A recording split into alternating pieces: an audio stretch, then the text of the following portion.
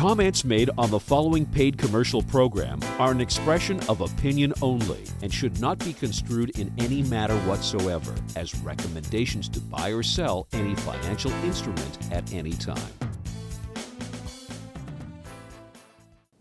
Welcome to the Money and Wealth Show.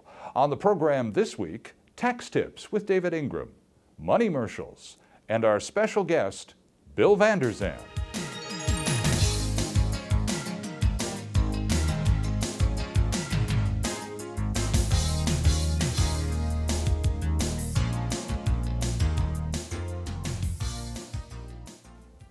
Welcome to the Money and Wealth Show. I'm Sterling Fox, and this week our special guest takes us to the gray area between politics and finance. He is the former Premier of British Columbia, anti-HST advocate, Bill Vander. Welcome, Bill. Thank you. It's good to have you with us. It's great to be here. Thank you very much. Why are you so upset about the HST? What is it about the harmonized sales tax that is clearly rubbing you the wrong way? Well, there's a whole lot of reasons, not the least of which, I guess, was the fact that I originally brought in the referenda recall and initiative legislation.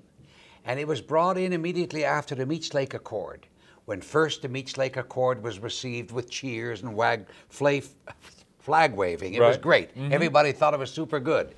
And then we realized not too long after that there was considerable opposition to the Meech Lake Accord.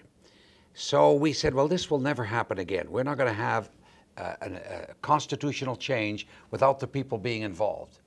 So we introduced referenda legislation, which meant no constitutional change at any time without first going to the people.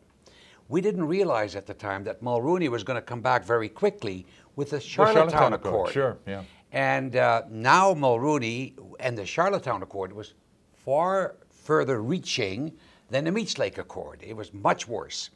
So now Mulroney had to have a referendum in BC in order, because he had to get approval from all the provinces. And he had to get a referendum in BC passed before the Charlottetown Accord could go into effect, even though all the premiers at the time had agreed to it, including Mr. Harcourt. Mm-hmm. So now he realized that he couldn't ever win a referendum in BC, because the whole of the Charlottetown Accord was very pro-change for Quebec. Quebec, absolutely. So he knew he couldn't pass it. So he declared there needed to be a referendum across the whole of the country, thinking there would be enough votes coming from Ontario and Quebec to pass it anyway, because it was a simple majority nationally as opposed to getting a referendum in BC. Right. And it failed. It failed. So obviously we were quite happy with that. And we then proceeded to introduce referendum, recall, and initiative legislation for issues that people were considered or concerned about or considered such that they wanted to have a vote on it. And again, we didn't realize that it might be used as we're seeing it used now. So I have an affinity for the whole thing because the legislation started when I was there. Right. Now, I left before the rules were written. And Mr. Harcourt, not him personally, but certainly his bureaucrats, wrote the rules. Bureaucrats don't like change. They want things to stay much as they are. So therefore, they wrote the rules in a way that practically make it impossible for anyone to do anything. But we now have an issue that's very different, and they never, I'm sure they never thought they would have to face an issue like the one we're facing now, where we have people of all political persuasions coming together, NDP, Conservative, Libertarians, Green Party, No Political Party, Refederation Party, you name it, they're all together on this. They're opposed. Right. So that certainly makes it a lot easier for us to deal with it. Another reason why I became involved is it's obviously a shift of tax from the big corporations to the consumer. And the consumer right now, the average consumer, particularly those students, senior citizens, low-income families, people on fixed income or low income, they're the ones getting hit hardest. They're getting really hit. So it's unfair. It's also a tax at the wrong time. All the economists for however long have been telling us you don't introduce another tax, particularly a consumer tax, during a time of recession. So This is being introduced during a time of recession. I think it's going to make the recession far worse. And for some industries, it'll mean depression. That's another reason. The third reason, I think, is that the Premier himself told us just a few months before the HST was announced that there wouldn't be an HST. Like every other Premier before him, going all the way back to W.A.C. Bennett, they said, no, HST is bad for the province. Every finance minister, every government, every Premier had said it's bad for the province. Right. Even Campbell said it was bad for the province in May of last year. And his finance minister at the time, Carol Taylor, said it's a no-go. That's right. Right. So they're all on the same page until just after the election. All of a sudden, they get a bribe from the federal government. Now they think it to be a good deal because they're very desperate for money. That's okay. However, the bribe from the federal government is going to return to the federal government billions more in no time at all. The bureaucrats in Ottawa were very smart.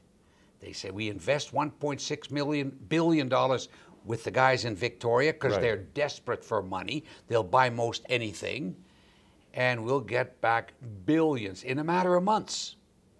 So it's all of those reasons that I think are worthy of fighting the HST. So one of the motives then for the Campbell government to bring this forward was the ability to receive that check from the Government of Canada for $1.6 billion and therefore show $1.6 billion less as a provincial deficit when they had to declare the budget in 2010.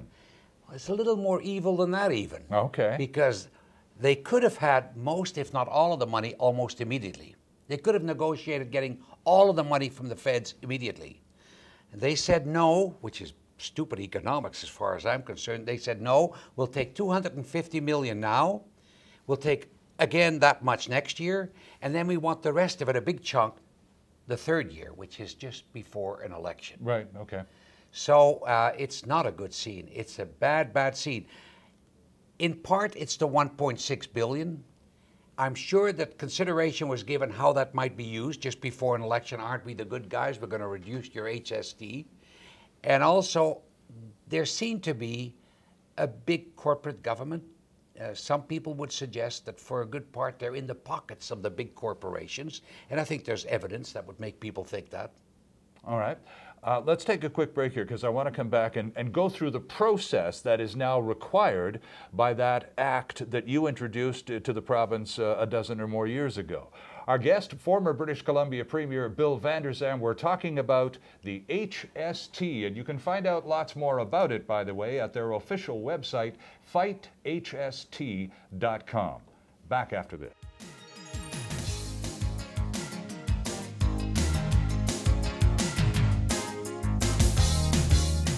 My name is David Wolfen. I'm the president of Avino Silver and Gold Mines.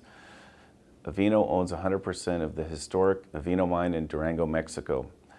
Mining dates back over 500 years, and under our control, we mined it for 27 years. We're starting on a new era of mining, and we plan to reopen the mine this year. Avino trades on the Toronto Venture Exchange under the symbol ASM. For more information, call 604-682-3701 or visit the company's website, www.avino.com.